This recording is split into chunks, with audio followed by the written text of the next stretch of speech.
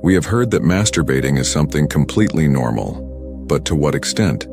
How many times a day can you do it without being considered addicted? What if you can't stop? Let's answer these questions and why you should stop today with this act that seems normal but hides a trap for your life. Before we begin, I would like to apologize for the exaggerated cover, but I needed to draw your attention to this 21st century issue that weakens and harms all our young people and adults, leaving us without willpower. In this video, you will understand what happens to our brain scientifically and philosophically, and what Stoicism has to teach us about this vice. Also, remember to subscribe to our channel and activate the bell so you don't miss anything. Now let's begin. Current medicine is quite clear in stating that masturbation is completely normal, not only in humans but also evidenced in dogs and other mammals. But this view of normal masturbation was not always so. In the past, masturbating was thought to be immoral, especially in men, because unproductive seed production prevented people from reproducing. In the case of women, it was believed that masturbation could distance them from men by finding pleasure on their own and without assistance. To this moral burden was added the physical burden, stating that masturbation caused diseases, so it was not advisable to practice it at all. But let's return to the present. What do we know about masturbation, especially for men suffering from insomnia? What is known is that it induces sleep. The French Institute of Health and Medical Research concluded that the male brain deactivates sexual desire after orgasm. The cerebral cortex, the area responsible for conscious thought, goes to rest once the man reaches climax. This, in addition to nullifying the desire to continue having sexual relations, facilitates sleep. Therefore, many men fall asleep after sexual activity. But what is the problem? So what is wrong? Well, hidden in one of its benefits is a trap. And if you frequent this channel, you will see what I am talking about. Masturbation releases dopamine in your brain. This hormone is responsible for making us feel better, providing calm, relief from stress reduction, and a sense of reward. This is caused by dopamine and is so pleasurable that some people become addicted.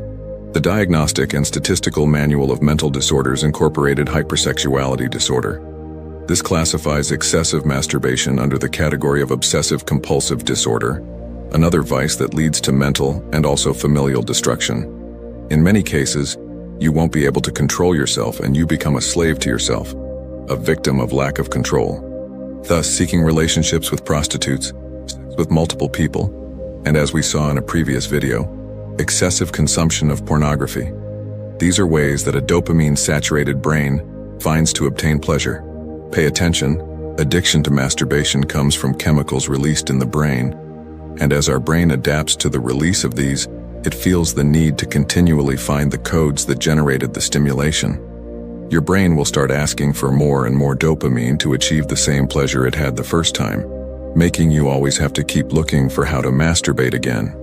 This reaches an exaggerated point when your brain realizes that the release of dopamine is excessive and begins to block receptors in an attempt to stop you. As a result, the person performs the pleasure act, in this case masturbates, but gets nothing, which frustrates them more than they already were. Excessively masturbating to satisfy that hunger for pleasure is exactly what a smoker who never stops, someone who eats chocolate until vomiting, or even an alcoholic does. At this point, you must be wondering what Stoicism has to do with this.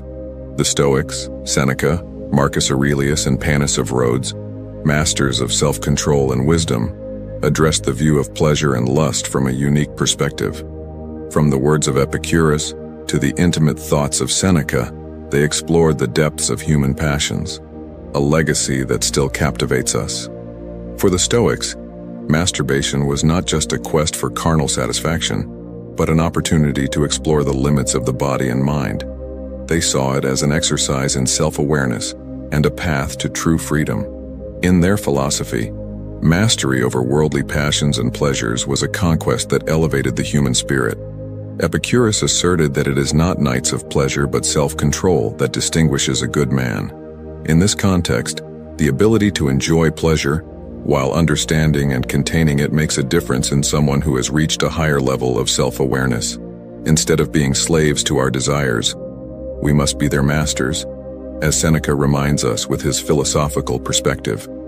Stoic reflection on masturbation is not simply about repression but deep understanding and self-mastery. This translates into the ability to direct our emotions toward a journey of conscious self-explanation. It resides not only in momentary satisfaction, but in understanding, accepting, and embracing our deepest inclinations. From the Stoic perspective, every action has consequences, not only for us, but also for the natural order of the universe. When we succumb to our most intense desires, as in the case of uncontrolled masturbation, we lose that harmonious connection with nature, highly valued by the Stoics.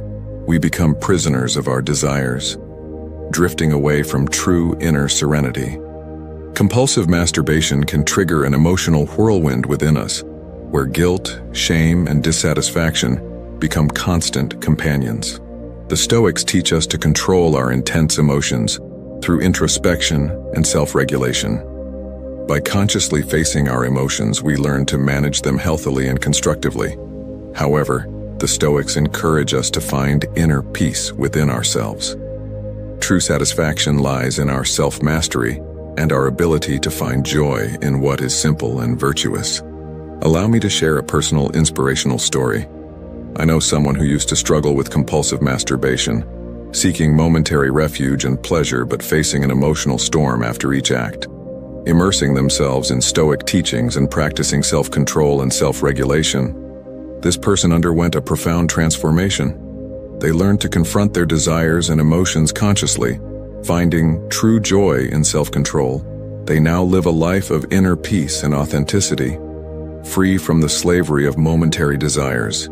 True satisfaction comes from living in accordance with our deepest principles and values. When we yield to fleeting desires, we lose sight of what we truly value in life. Compulsive masturbation can distance us from our noblest purposes and veer us away from the true happiness found in virtue and inner peace. By practicing meditation and mindfulness, we can promote the mental serenity needed to resist temptations and face our emotions healthily. This compulsion becomes an obstacle to mental serenity, dragging us into regrets and steering us away from the peaceful peace found in self-control and moderation. My friend, what are you doing with your life? Do you think sitting at home and watching those videos and taking pleasure with your hands can make you confident, successful? And do you think after wasting your time and energy on those bullshits can attract women? Or if you're a woman, then do you also think you can attract men? No, never. So my friend, think wisely, and I want you to write in the comment that I'm a powerful person, I've control over my mind, I choose to do what motivates me, I choose to do what improves me. Thanks for staying with me. You can like the video and subscribe for more.